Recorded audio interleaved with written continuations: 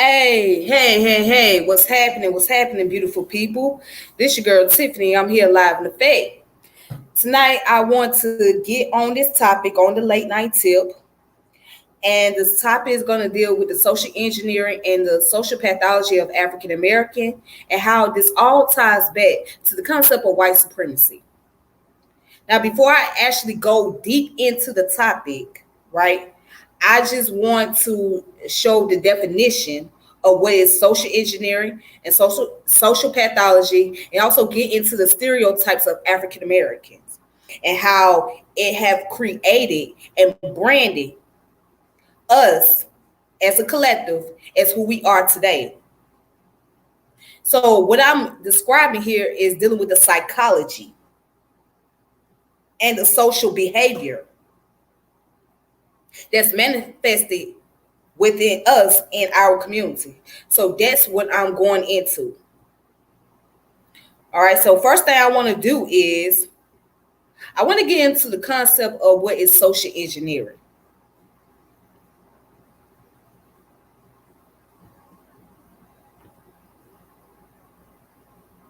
So what is social engineering? All right, social engineering.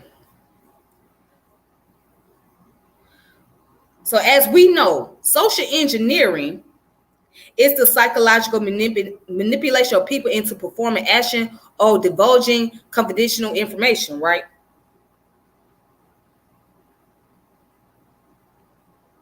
This different from social engineering within the social science, which does not concern the divulging of confidential information. Well, let's go and look at social engineering in social science.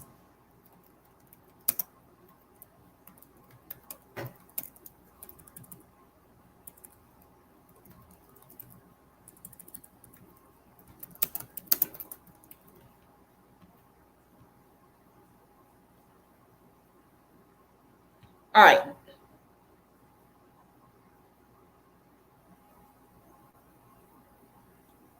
Here it is.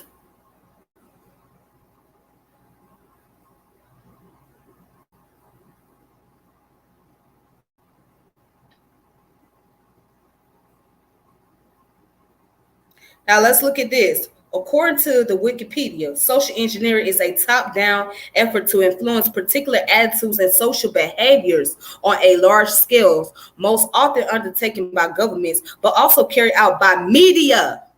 That's that word, media, academia, or private groups. In order to produce desired characteristics in a target population, social engineering can also be understood philosophically as a deterministic phenomenon where the intentions and goals of the architects of the new social construct are realized. Some social engineers use the scientific method to analyze and understand social systems in order to design the appropriate methods to achieve the desired result in the human subjects.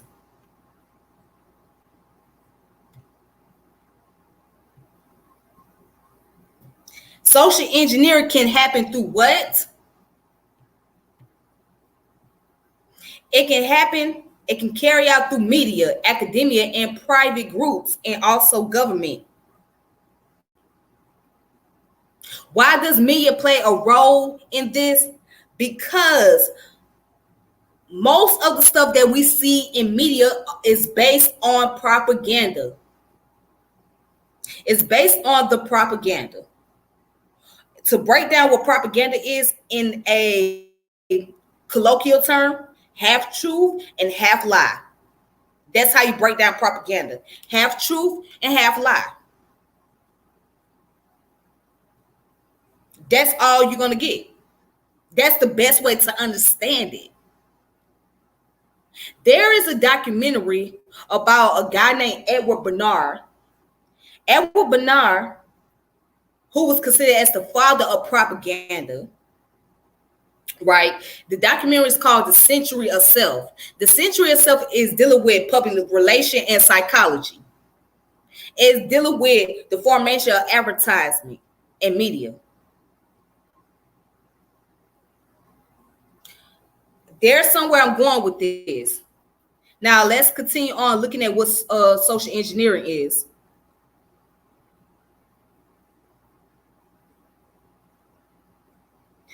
Now, right here, overview.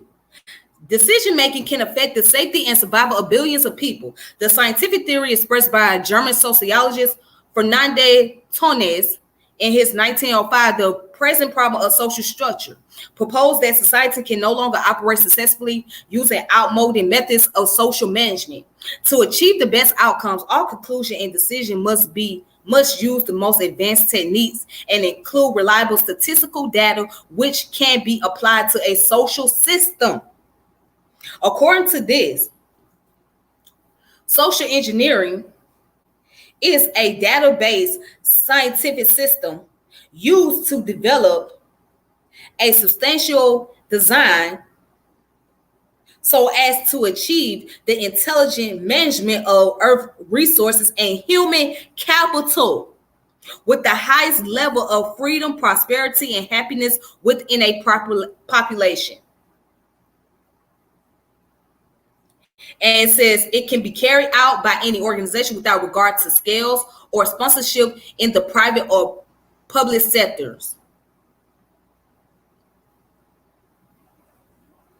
Also, social engineering can be used as a means to achieve a wide variety of different results, as illustrated by the different governments and other organizations that have employed it.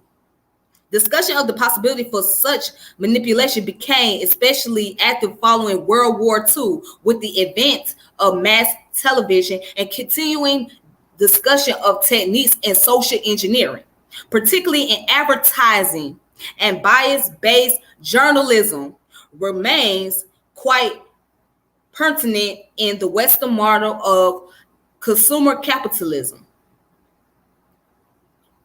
Right? Also, social engineering practice in exclusion of cultural elements and interacting societies had led to pogroms and to mass murders, particularly when employed by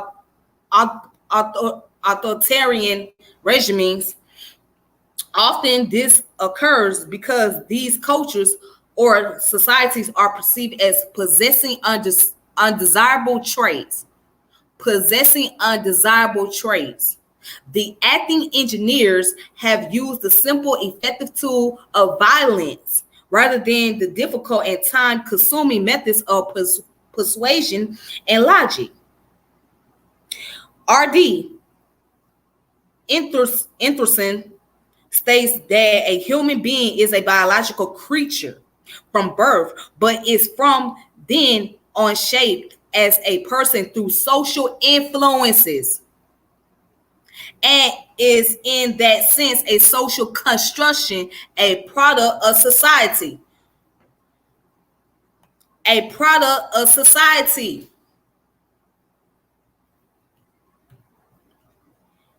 A product of society.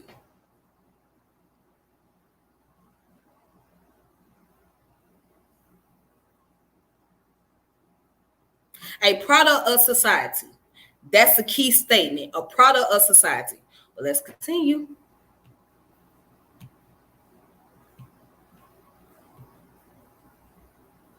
All right, let's look at the social influence real fast. Now, social influence comprises the ways in which individuals change their behavior to meet the demands of a social environment. It takes many forms and can be seen in conformity, socialization, peer pressure, obedience, leadership, persuasion, sales, and marketing. Typically, social influence results from a specific action, command, or request, but people also alter their attitudes and behaviors in response to what they perceive others might do or think. In 1958, Harvard psychologist Herbert Kilman identified 3 broad varieties of social influence. The first one is compliance, is when people appear to agree with others, but actually keeping their dissenting opinions private. That's very common. 2, identification is when people are influenced by someone who is liked and respected, such as a famous celebrity. That's very common. The third one is internalization, is when people accept a belief or behavior and agree both publicly and privately. So 3 things, right? Compliance,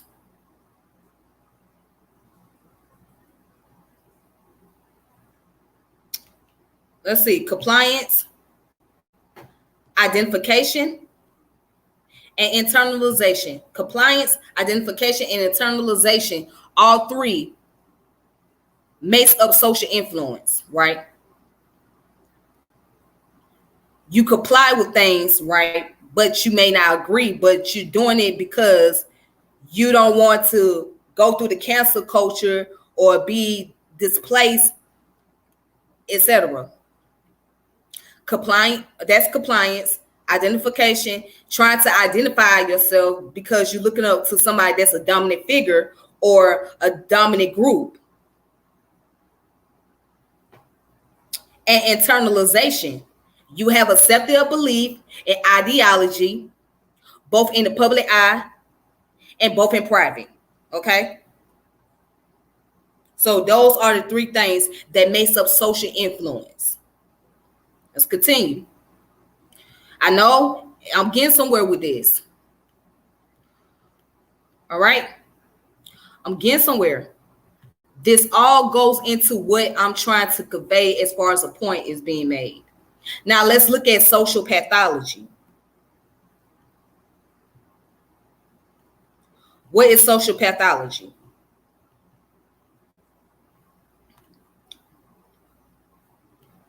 All right, so I'm on encyclopedia.com. Social pathology is a concept developed in modern social science to refer both to aspects of social structures and to the behaviors and value attributed to particular social categories. Definition of social pathology are particular to specific times and reflect. Trying to get this advertisement off here. I can't stand it. Anyways, to specific times and reflect the dominant moral concern of the era. This concept fits within the ideas of anthropologist Mary Douglas. In Purity and Danger, 1966, she examined the universality of cultural explanations of things considered out of order as polluting and dangerous. These cultural construction emerged in specific contexts. Regarding social pathology, prior to the Enlightenment in Europe, social transgression were attributed to supernatural forces exerted by spirits or evil humans. Okay, that was kind of irrelevant. But anyways, as the Enlightenment focused on human reason and scientific understanding of the natural world, early social scientists began to objectify what they define as natural laws of society. That explains undesirable human behaviors as transgression of natural law. All right.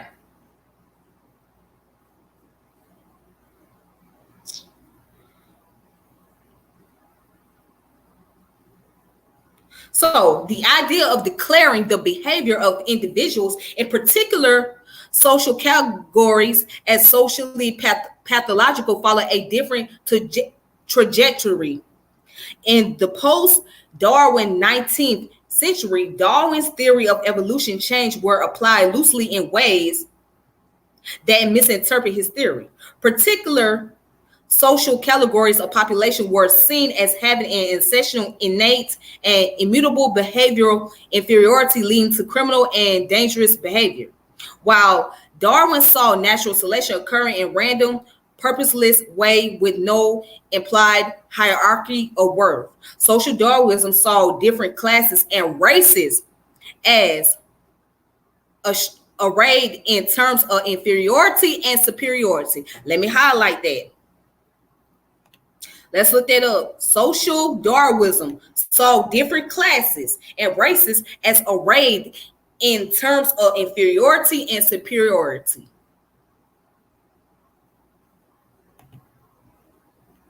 All right.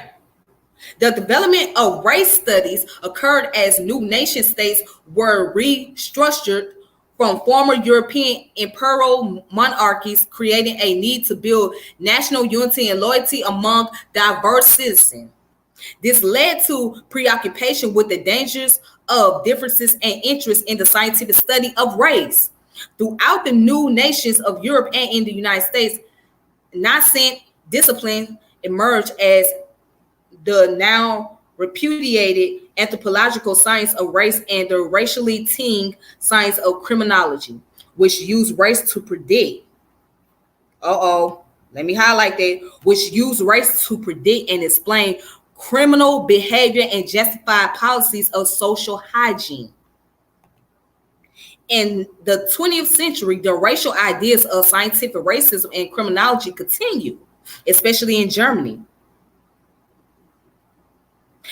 They culminated in Nazi racial theory, which advocated a removal of categories of people defined as biologically debased, such as Jews, Gypsy, and homosexuals.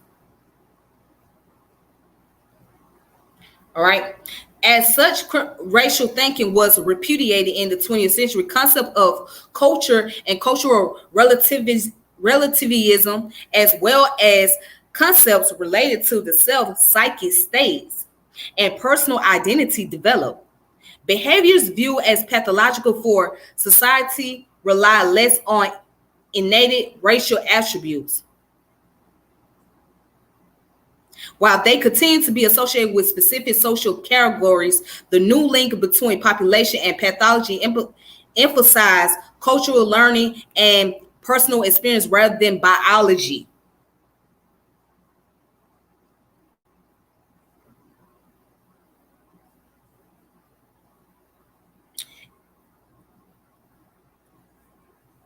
All right, a whole series of social pathologies from dependence on welfare to substance abuse and inner city gang violence were linked to having learned improper values through substandard parenting in single parent household. Yet these explanations, which blame specific population for social pathology, merely replace race determinism with cultural determinism.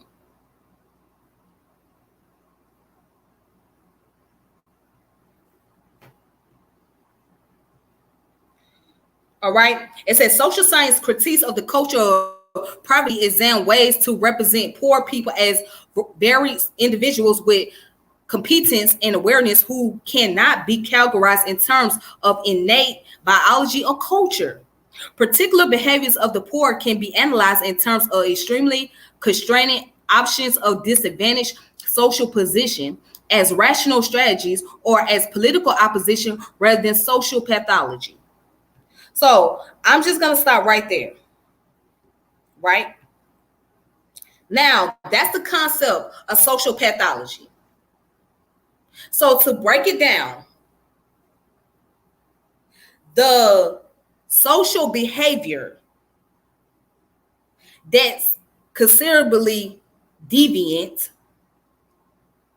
or tabooed, rather, that's been passed on down from generation to generation. So if you understand pathology, which deals with a disease that is carried over, that's incurable, right? Social pathology deals with that. A disease, a social disease or social behavior that has been considered as a social norm that's been passed down from one group to the next group, to the next group, to the next group, and to the next group. Where am I going with this? Oh, I'm going somewhere. I'm going somewhere with this. Now let's go to the stereotype. Wait, whoa. Before I get there, let's look at white supremacy. What is white supremacy? What is white supremacy? Here's white supremacy or white supremacism. It's the belief that white people are superior to those of other races and thus should dominate them. The belief favors the maintenance and defense of white power and privilege. White supremacy has roots in the now discredited doctrine of scientific racism and was a key justification of colonialism. It underlines a spectrum of contemporary movements, including neo-Confederates, neo-Nazism, and Christian identity.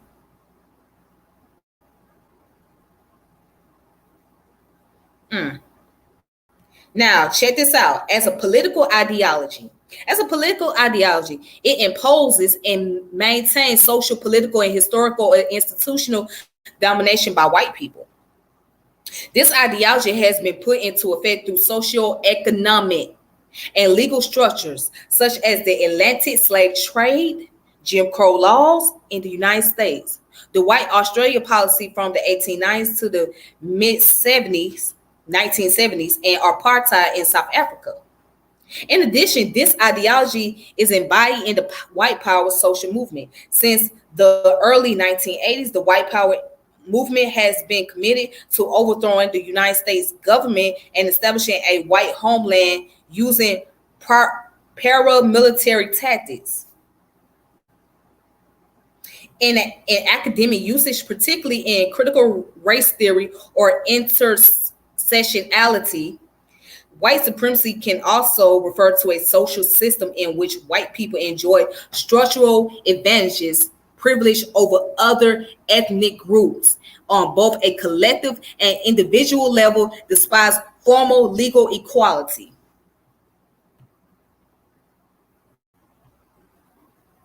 That's white supremacy. Now let's look at the stereotype of Black people.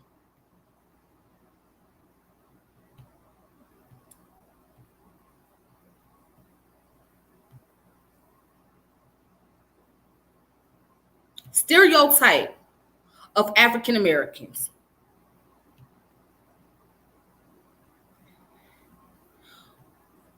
Yes, I'm going somewhere with this. I am going somewhere with this.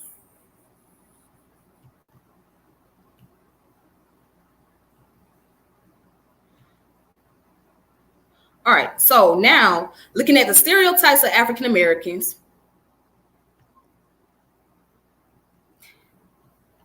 What is the stereotypes of African Americans? All right, the stereotypes of African American and their culture have evolved within American society, dating back to the period of African enslavement.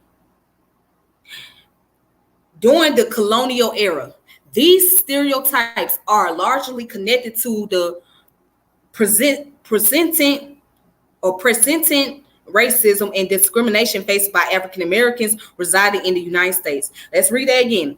These stereotypes are largely connected to the presenting racism and discrimination faced by African Americans residing in the United States. And check this out. 19th century minstrel shows use white characters in blackface and attire supposedly worn by African Americans to lampoon and disparage blacks. Some 19th century stereotypes, such as the Sambo, are now considered to be derogatory and racist.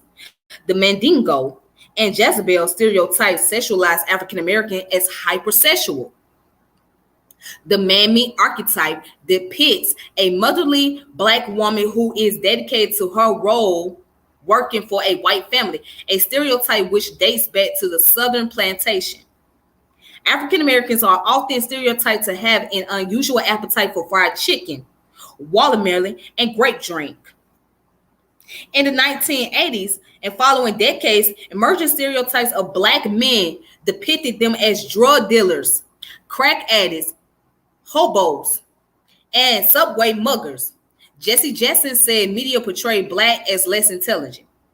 The magical Negro is a stock character who is depicted as having single insight or powers and has been depicted and criticized in American cinema. In recent history, Black men are stereotyped to deadbeat fathers.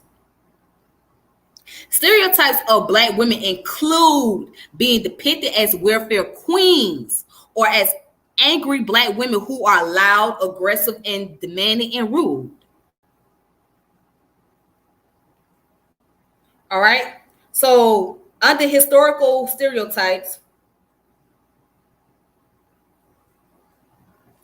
do you see this? Blackface was a style of theatrical makeup popular in the United States, which was used to affect the countenance of an iconic racist American archetype, that of the darky or coon. Both are racial slurs. White blackface performers use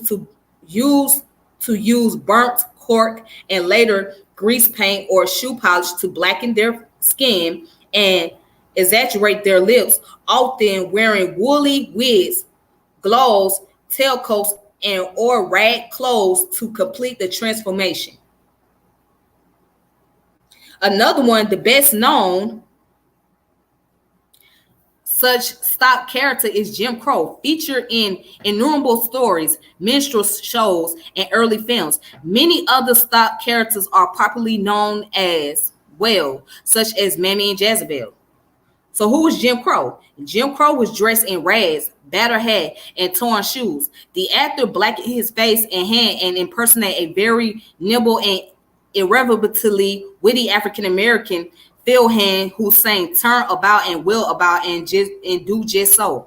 And every time I turn about, I jump Jim Crow. And these are the words we use: Sambo, Gollywog, and Pickaninny. Sambo stereotype gained notoriety through the 1898 children's book, The Story of Little Black Sambo by Helen Bannerman. All right, it's the story of a boy named Sambo who outwitted a group of hungry tigers. Sambo referred to Black men who were considered very happy, usually laughing, lazy, irresponsible, or carefree. The depiction of Black people was displayed in films of the early 20th century. The original text suggests that Sambo lived in India, but that fact may have escaped many readers. The book has often been considered to be a slur against Africans, and Sambo as a slur has certainly been used this way, though the now defunct U.S. restaurant chain Sambo's use iconography more in tune with a Jungle Book view of 19th century India. Then you got the Gollywog. It's a similarly enduring caricature, most often represented as a blackface doll, and dates to American children's books of the late 19th century. And the term Pickaninny, reserved for children, has a similarly broadening pattern of use. It originated in a Portuguese word for small child in general, but it was applied especially to African-American children in the United States and later to the Australian Aboriginal children. Although not usually used alone as a character name, the Pickaninny became a mainstream stock character in white dominant fiction, music, theater, and early film in the United States and beyond. All right, skipping down, Mammy. Oh, this is the one we hear a lot. As you can see, Ancient Mama. I's in town, honey. Ancient Mama's pancake flour. You know, that's funny. They took the picture off of Ancient Mama after all these years. Better than this year than ever before. Prepared from wheat, corn, and rice. Now, we all like Ancient Mama. I love Ancient Mama syrup. That's what I grew up on. But anyways, early accounts of Mammy archetype come from memoirs and diaries that emerged after the American Civil War, describing African-American women household slaves who served as nannies, giving maternal care to the white children of the family and receiving an unusual degree of trust and affection from their enslavers. The personal accounts idolize the role of the dominant female house slave, a woman completely dedicated to the white family, especially the children, and given complete charge of domestic management. She was a friend and an advisor. And of course, we know what the Mandingo is, so we ain't even really gotta go there. Okay. Well, I ain't gonna go into the definition, but basically it says invented by white slave owners to promote the notion that blacks were not civilizable but animalistic by nature. They asserted, for example, that in Negroes all the passions, emotions, and ambition are almost wholly subservient to the sexual instinct, and this construction of the oversexed black male parlayed perfectly into notion of black bestiality and primitivism. The term Mandingo is of 20th century origin. All right. And then you got the stereotype about the Jezebel and tragic mulatto. Tragic mulatto served as a cautionary tales for blacks. She was usually depicted as a sexually attractive light-skinned woman who was of African descent but could pass for a Caucasian. The stereotype portrayed light-skinned women as obsessed with getting ahead, their ultimate goal being married to a white middle-class man. The only route to redemption would be for her to accept her blackness. Of course, and you also hear the story about Uncle Tom, which is the misnomer. But anyways, Uncle Tom represents a black man who is perhaps simple-minded and compliant, but most essentially interested in the welfare of whites over that of other blacks. Synonym includes sellout and derisive house Negro. In contemporary slang, the male version of Aunt Jemima.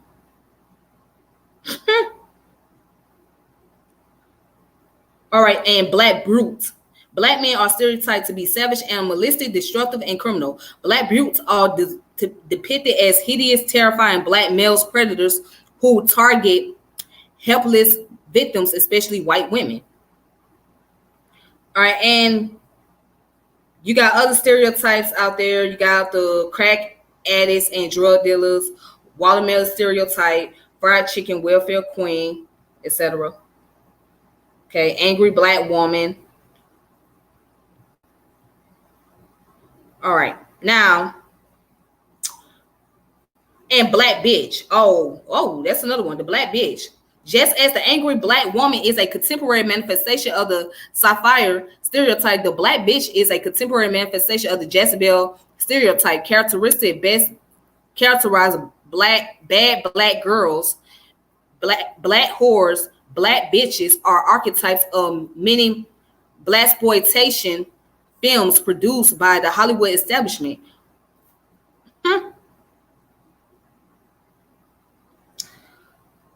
All right. So, anyways, and you got the strong black woman stereotype is a discourse through that primary black middle class women in the Black Baptist Church instruct working class black women on morality, self-help, and economic empowerment, assimilative values, and the bigger interests of racial uplift and pride. And then you got the black independent woman. So it's a lot of stereotypes about African Americans. All right. And you can go on here to WikiWine and look it up yourself. Anyways, now getting down to the point of all of this, the stereotypes, the social engineering, the social pathology, and the white supremacy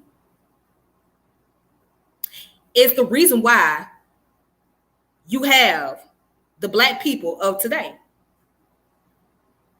It has created, these things created the American Negro.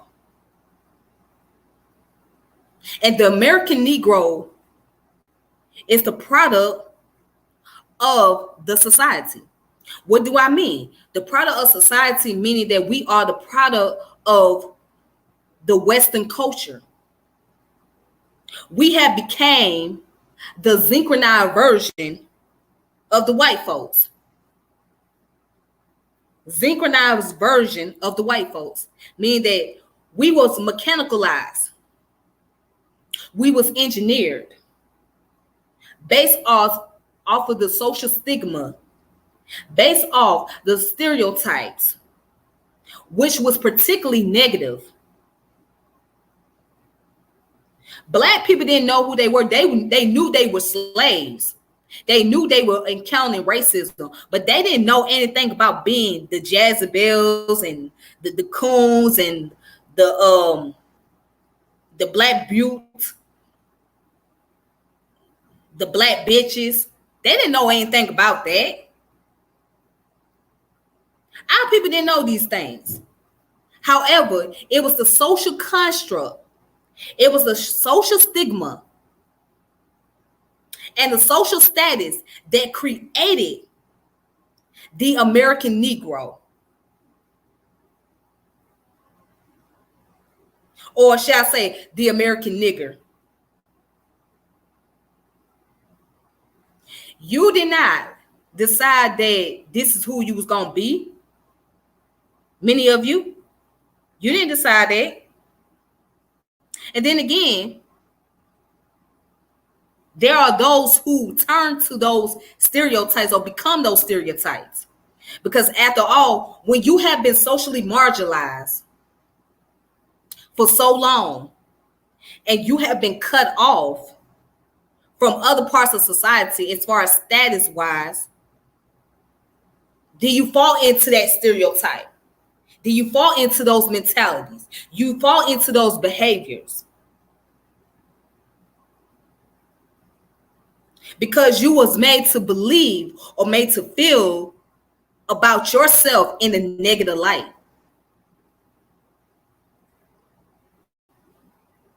Yes, there are those of us who may have what you call the knowledge of self.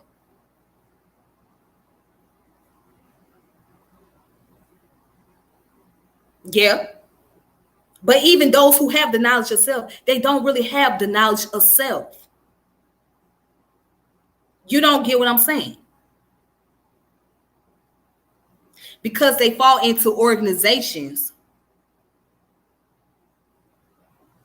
and social groups just so they can develop themselves. So it's more so about self-development than really having the knowledge of self. Because many of us don't really know ourselves. We don't really know our culture. We don't really know our ancestry. And many of our people don't care to know. Because they've been branded, stamped as the American Negro. They don't really care to know about no knowledge of self or their ancestry. So this is why you have the conflicts of people walking around here going back to the concept that was stated earlier about social influence. You have people walking around here trying to create narratives to get away from who they really are, right? You have people that label themselves as this group, as that group, and that group over here. But at the end of the day, when you study the history, right, and you begin to actually study the genetics, it's going to go back to the origin of the same people who was brought here into this country. So those people end up dealing with the self-hatred. This is why I like listening to Dr. Amos Wilson, because Dr. Amos Wilson can break it down better than I can. Neely Foley Jr. can break this down better than I can. They both can break it down. They both use critical analysis to explain the behavior of African Americans. So when you got the American Negro, right, because of the fact that they've been branded by the very same people that has oppressed them, by the very same people who have told them they were dominant, they were inferior, and they had to be subordinate, the same people that has given themselves privilege and made them the underprivileged. That American Negro follows after this same group of people's ideology, follow their social construct. And guess what? White supremacy is no longer just the white man doing it. It's also the same group of people that are oppressed. They doing it to one another. They're doing it to each other. They're using these stereotypes to name call. So you got a case of light-skinned women versus dark-skinned women, black men versus black women, the upper class Negro versus the lower class Negro, the educated black man or black woman versus the uneducated or not so educated black man and not so educated black woman. There's the internal conflict, and it becomes a never ending. It's a never ending only because of the social engineering. So the point is, and this is why I get mad when people say you can't talk about white supremacy all the time. You can't always use the concept of race. I get mad about that. Why not? Because when we talk about the concept of race, it's dealing with, it explains why you have the social status, why there's social economics, why there's certain groups of people in certain classes of society. So why not talk about race? Race plays a major factor. So you don't get to sit here and say you should not talk about race. That's just like sweeping shit under the rug without actually cleaning shit up. How do you do that? How does one talk about the issue of a group without actually looking at the problem? I mean, yes, it gets tiring, but it's going to always be the subject. Just like the economic system that we living in, capitalism, that's going to always be the subject. Capitalism is one of the reasons why social pathology exists. I don't care who don't like what I'm saying. Capitalism is the reason why social pathology exists. Social engineering exists. Racism exists. White supremacy exists here in America.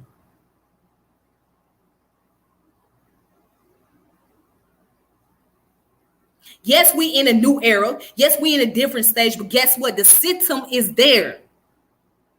The psychology is there.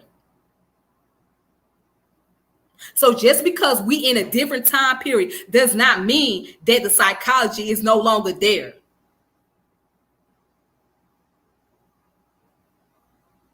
It ain't been that long. Jim Crow was damn near 60 years ago.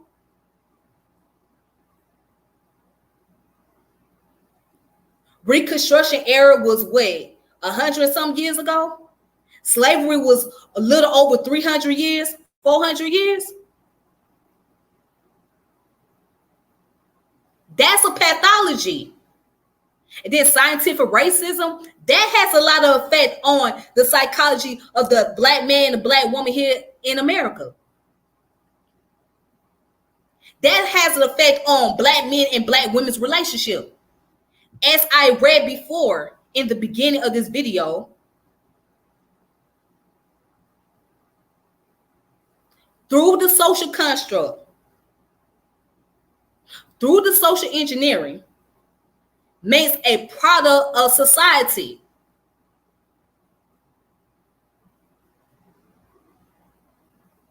So no matter how much they want to take down the monuments of the Confederates fighters, no matter how many times they want to change the names, it does not take away the psychology. that was there. That was something that was permanent. And as I read, also psychological manipulation. It happened for a reason. It was intended. It was on purpose. So now, because all these various psychology, due to the stereotypes, due to the social stigma, created the conflicts. So now you got another group of Black people that are so dysfunctional, that are psychologically fucked up, and they become the fuck niggas and the fuck bitches. So by them becoming the fuck nigga and the fuck bitches, they continue on the destructive behavior that was passed on down to them.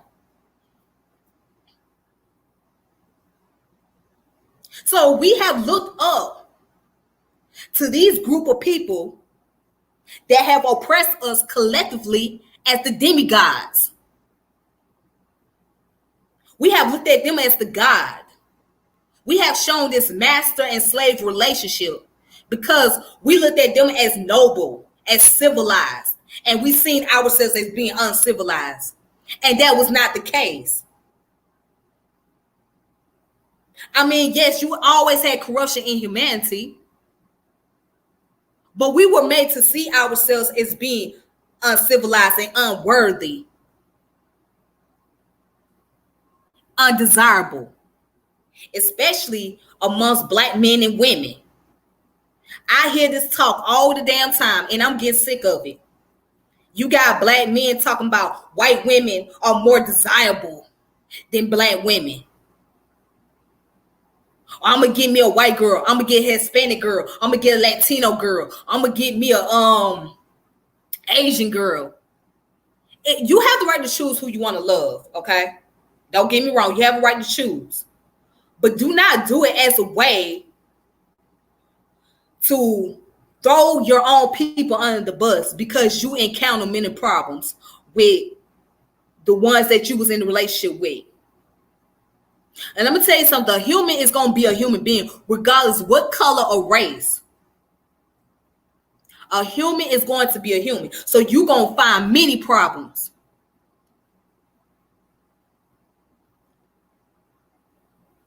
You're gonna deal with many issues. So if you think because you done dated a white girl that makes you that white girl is more superior than a Black girl, then you operating, my friend, from a racial mindset. You might as well be a racist. You might as well be a racist because if you think that white girl got more seniority and status than a Black woman, then you operating from a racist point of view. You operating from white supremacy. Even within a so-called conscious community. They can dress it up all they want to, but they carry on the white ideology. Many of them do, especially when it comes to the patriarch level. Patriarch is defined from the level of white ideology versus the African one. That's how the level of patriarch is defined.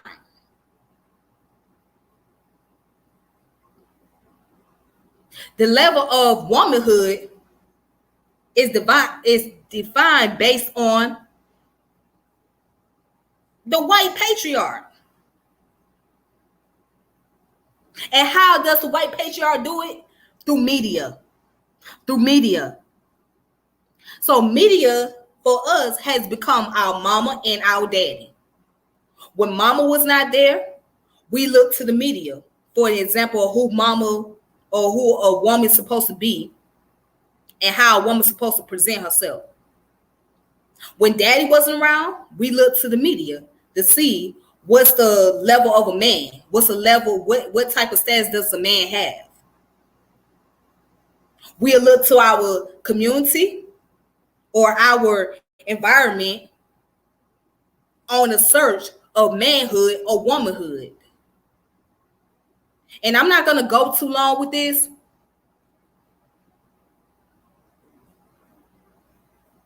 But also, I want to address this as well. The same attitude with black women who think that they gonna date white men because the black man mistreating them. Look at here.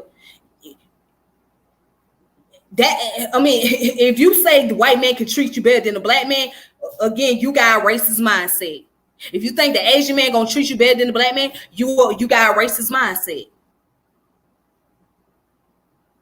You operate from a state of racism, not from because of the person's character or how the person treats you, but from racism. And I'm gonna also say this, I'm about to strike a nerve. I don't care. Same way if you turn into homosexuality because you say, oh, I'm tired of men. And I understand there's some situation that comes about, but also that creates a misandrous because you're showing discrimination against the opposite sex. And the same go for if you're a man going to another man and seeking pleasure from another man. That creates the misogyny in you. But see, that's another conversation that we don't want to talk about. Anyways, getting back to the point. The point is,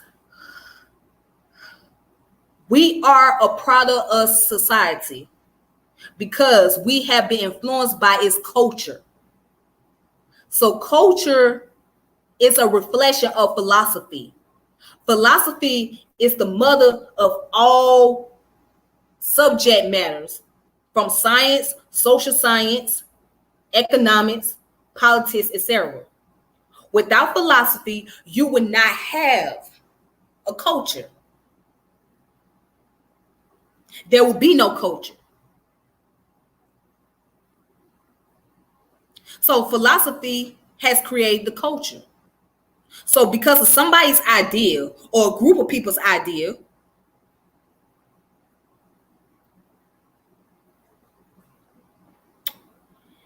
because of the sociocentrism of white folks, that sociocentrism has been passed on down to black folks.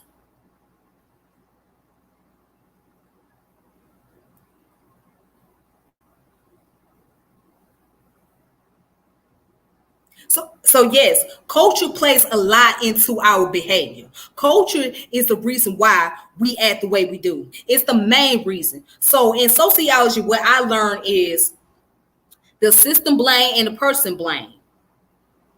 We can't just use the person blame without looking at the system. If you don't look at the system, then you're not going to be able to understand the problem of the person. So what's the system blame? Society, media, the ideology. And what's the person blame? Those who continue to carry on those ideology, those who have the ability to learn, because you're not going to decolonize everything that you've been programmed, but you can learn something new. Right? You can develop yourself, but at the same time, you're still going to be attached to a society that you was raised upon. But anyways, yeah. So you continue on. If you pass on that, it becomes the pathology. So now, in order to understand these behavior patterns, you got to look at the origin of things. Once you look at the origin of things, then you can see how it trickled down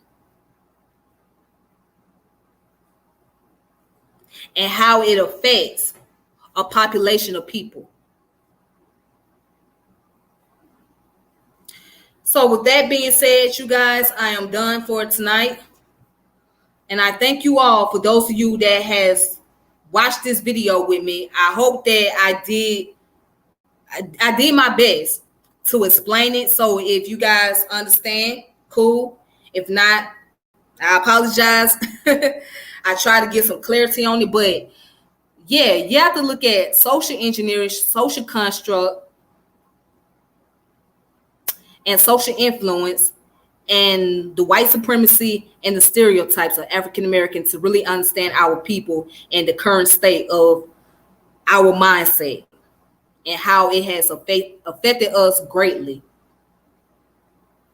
These things have really brought a major hindrance to us collectively as a people.